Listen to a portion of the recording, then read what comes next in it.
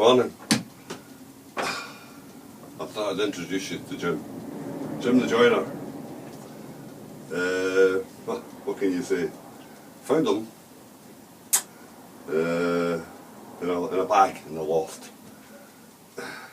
We're clearing it out the other we're cleaning it out the other night there, and we're getting more insulation to keep us old people warmer. So in a bag was Jim the Joiner. The wife knitted this, by the way. Lovely bit of work. Very talented person at times when she gets going, like, you know, and she, I can't remember, a long time ago, and she's knitted it. She's done a golfer too, a couple of other things and all. Were very, very good, like, you know. So I decided that I'd bring him down to the workshop. And he can hang around here. Probably a better joiner than I am nowadays, like, you know, so, but he's very good. He's even got the pencils and the watch, the hammer and the saw. Oh, it's marvellous. But when we're clearing out, it's amazing how you come across stuff, like, you know, the stuff you gather. That stuff you gather in a lifetime. We've kind of read out a few times on the way through, but the inclination is still to gather it, like, you know. But there was a whole dose of stuff, busy filling buckets, a lot of going for recycling and whatnot and that. So there's less going back up than there was came down. So I thought I'd make this quickly because I'm going to wait to see a man about some wood the day. So we're negotiating about the thing, like, you know, so we'll wait and see. But while I was raking around there, and it's an interesting bit off. I went to work when I was a young man. Well, first of all, when I left school, I wanted to be a coach builder. And so my father wanted me to go that kind of way, I think. And so I went to work with a company called Kennan's Coachworks, with the proviso that I was going to be, as soon as the vacancy became available in the coach building I was going into, but they put me into a spray painting, paint shop. And it wasn't really what I wanted to do, but I was told that, oh, it won't be long, Jim, so just, you know, handy and do time, and as soon as we get space there, we'll get you into the coach. To which I went, okay, fair enough, like, you know. But anyway, back then, of course, there wasn't the same thing about paint and spray painting than there is nowadays. I mean, I always remember it, you got a pint of milk a day to drink, to kind of line out various things, so it told you that something wasn't too right. But anyway, I didn't realise how wrong it was until I took a dose of the cold, and I coughed the stuff up that night or whatever. And we'd been spraying that day. The colour we were spraying actually came back out that night on the phlegm and various other stuff. I went, oh, that's not good, like, you know. You spent a lifetime at this game. Could be a problem solved. Needless to say, and I never discussed it with my father either, but I gave it a day or so, and then I went in to see the manager and asked him what was happening, and he says, oh, he says, it's still there, Jim, he says, but it's just a case. I said, well, I says, I'm not going to continue on, I says, and I told him what was wrong. Oh, right, okay. So that was that, and went home and told my parents, my mother and particularly my father, told them that I'd packed the job in. Oh, dear. And of course they had said to me, well, he says, if you can't work inside, you're going to have to be able to try outside. Now, I was used to working outside with him and all the rest of it, and I'd already done a fair bit of work with him through the years. Talk about that film, 12 Years a Slave. I lived that.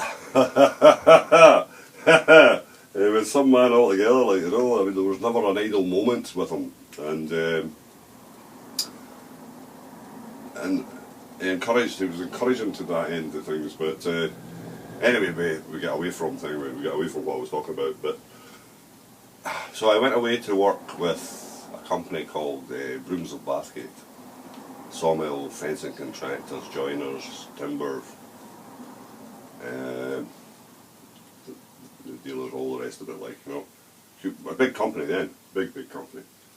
And I started working for the priceless sum of £3 a week, 40 so many hours it was a week. All weathers, all conditions, everything. None of the bloody good gear you get nowadays, certainly not get supplied with anyway. But many years later, when it was a different company altogether, I was brought in to clear out certain areas and whatnot. And I came across the old pay ledgers, the books from from the firm, James Broom and Son. And this one here, I looked through and couldn't find mine, but they were handwritten back then. I was like, but this is from the 21st of June 1951, and my father's in this because he was a fencer too. And I looked down and went, oh yeah, there he's there.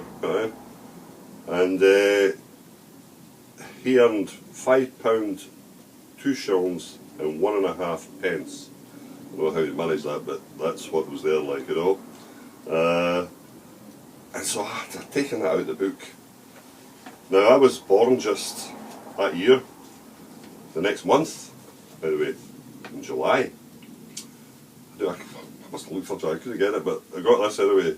So I've kept it ever since. And when I went to work with them, there was still a few of the people who were on this here still worked there. In particular Alec Laird, who ended up my gaffer as such, charges.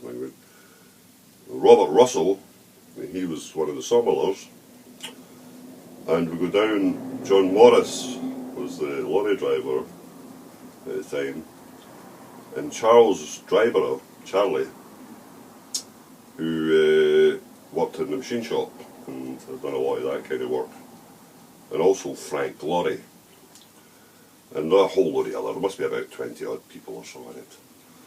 And but I remember as a young boy, Frank, when I went to work with him, wasn't long after that Frank died. He was a good age, Frank. He'd worked, stayed in the company house. The company had houses scattered about too. And we got sent in to clear it out. Frank was he never been married, never had anything at all. And as I say, he'd worked, he must have been close to the 80 mark, maybe over actually. And he worked the soak tank, as they called it, because all the stuff was dipped and everything like that. And the standing joke about Frank was that they wouldn't be able to cremate him, because they would never be able to put the bloody fire out, like, because the was so ingrained.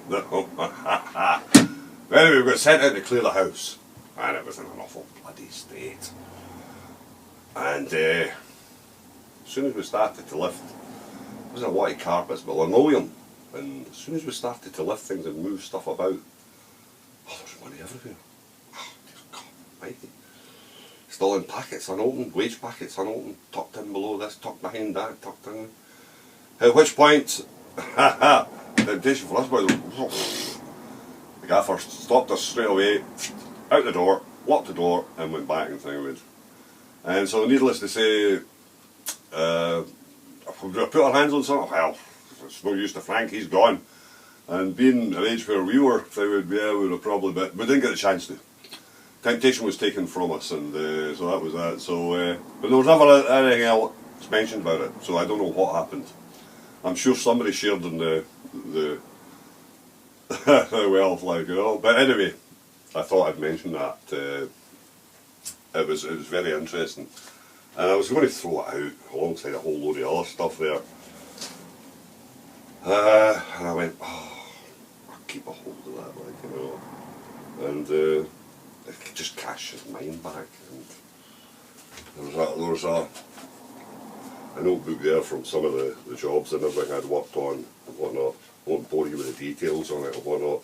Needless to say, I wasn't really good at keeping paperwork notes, and even in later years I was a miss, to say the least. And basically because I got a boss at one time in later years who decided that rather than do his paperwork, he would decide it was my paperwork and leave it on my desk many years ago.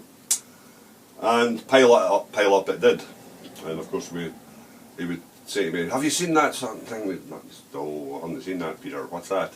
I've left it on your desk. It's in the entry beside all the other stuff.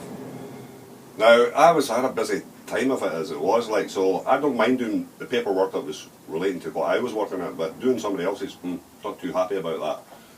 And looking through it, I went, So anyway, one of the young lads one night, I says, Jim, bring that bucket in here, son. Bucket, yes, bring it in here. And I took the whole bloody lot and I emptied it in the bucket. And I says to the young lad, now take that over that skip away at the other end of the yard there. I says, and bury it deep inside that skip. And I don't want it to be found. Oh, right, that's it, Jim. That was it, so away it went. So, needless to say, you can imagine the stir that caused. Right? It was up in thing with, go on to the paper, and I said, what paper was that, Peter? It was in the entry, it was all stacked up and thing with. I said, no, I says, I remember the stuff that I had to do, my paperwork, that relates to the job that I'm doing. I says, but, correct me if I'm wrong, I says, but was not some of that, or most of that, not to do with you? Oh, well, it's part of your remit. He says, part of my remit? I went, oh yeah, very good. So anyway, I says, no, I can't remember anything being on that desk. It was part of my remit, by the way. So needless to say, that hit that on the head. He never ever dropped anything on the table or on the desk that didn't belong, wasn't for me. And, I think it was somebody else to do it after that. Like, I'll not say who it was, like, you know. But sometimes you've just got to teach them the lesson. That's it. But anyway, nothing done. Snowmen, got them finished. And all dusted off and whatnot. Very nice. And I've got on a bit with the cones and one or two things, but I need to go and see because I've got a couple of other bits and pieces to do. So it's a nice morning this morning, and suffering for this bloody cold. But we'll plod on. But also, another thing, gee whiz, and there are always other things with me. I've got one of the original highway codes. Oh, dear God, found it. It's been my father's. It must just Second World War. And I'll give you a quick look at the road signs that were around then. And there wasn't many of them, by the way.